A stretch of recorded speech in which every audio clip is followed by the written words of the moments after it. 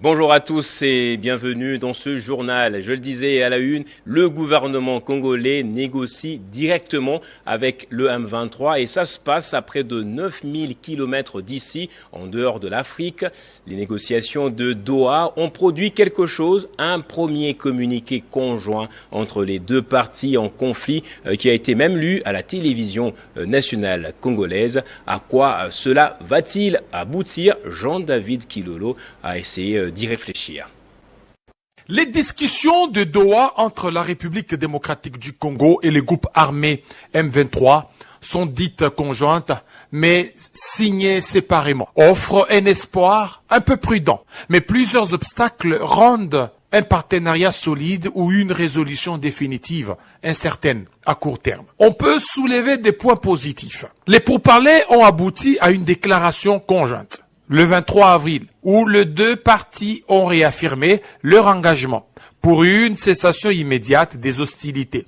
Pendant la durée des discussions, cela marque une étape importante, car c'est la première fois depuis longtemps que Kinshasa et le M23 s'entendent publiquement sur un objectif commun, mais temporaire. Le Qatar a réussi à réunir les deux camps dans un cadre discret, permettant des échanges directs, là où d'autres médiations, comme celle de l'Angola, avaient échoué. Le retrait du M23 de Walikale, début avril 2025, présenté comme un geste de bonne volonté à renforcer la confiance, même si ce geste reste symbolique. Les États-Unis ont exercé une pression diplomatique et économique sur Kinshasa et Kigali pour une désescalade, ce qui pourrait encourager les deux parties à maintenir le dialogue.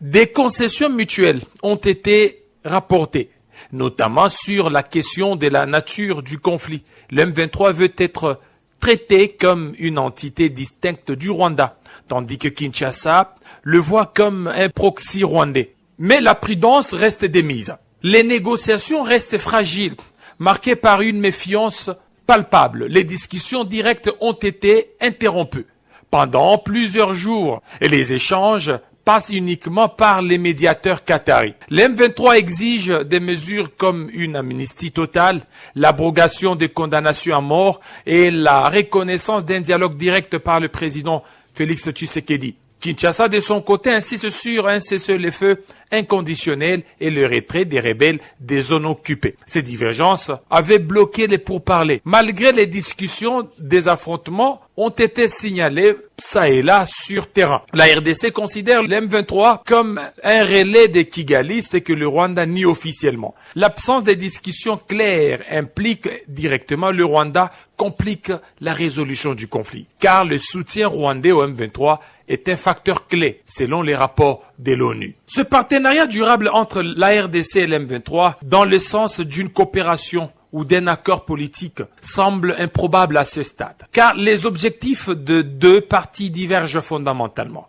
Kinshasa veut neutraliser le M23, tandis que le M23 cherche une légitimité politique et des garanties pour ses membres. Cependant, un cessez-le-feu temporaire ou des mesures de confiance, comme des retraits partiels ou des engagements humanitaires, pourraient émerger si les deux camps font des compromis. Le succès dépendra de plusieurs facteurs, notamment la capacité du Qatar à maintenir la pression pour un dialogue continu, la volonté de Kinshasa de céder une certaine demande du M23 comme une amnistie partielle, une implication plus directe du Rwanda, potentiellement sous la pression internationale, la réduction des tensions sur le terrain pour éviter que les combats ne sabotent le pourparler. On peut espérer un apaisement temporaire, comme une trêve formalisée, grâce aux efforts de Doha et à la déclaration conjointe du 23 avril 2025. Cependant, un partenariat solide ou une paix durable reste incertain en raison des divergences profondes, des tensions persistantes sur le terrain et du rôle ambigu du Rwanda. La situation reste volatile et tout progrès dépendra des concessions mutuelles et d'une médiation internationale soutenue.